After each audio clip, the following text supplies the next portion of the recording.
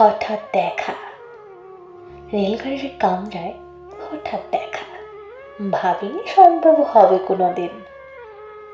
আগে ওকে বারবার দেখেছি, লাল রঙের শাড়িতে, ডালিম ফুলের মতো রাঙা।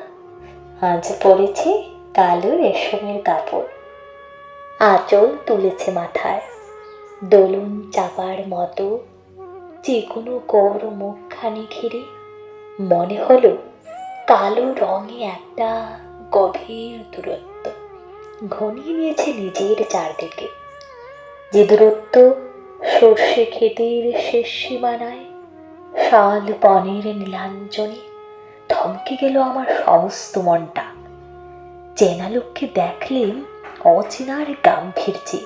হঠাৎ খবরের কাগজ ফেলে দিয়ে আমাকে করে নমস্কার, সমাজবিধির পথ গেল খুলে, আলাপ করলেন শুরু। কেমন আছো, কেমন চলছে সংসার, ইত্যাদি।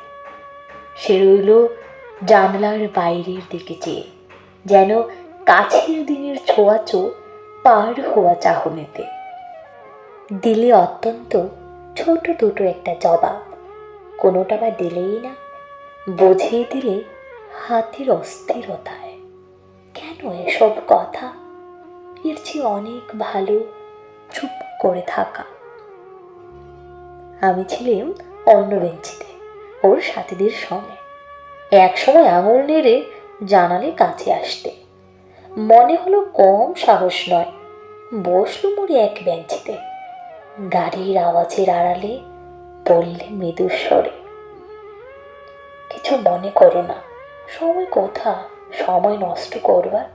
আমাকে নামতে হবে পরের স্টেশনে, দূরেই যাবে তুমি, দেখা হবে না আর কোনো দিনে। তাই যে প্রশ্নটার জবাব এত কাল থেমে আছে, শুনবো তোমার মুখে। সত্যি করে বলবে তো? আমি বললাম, বলবো।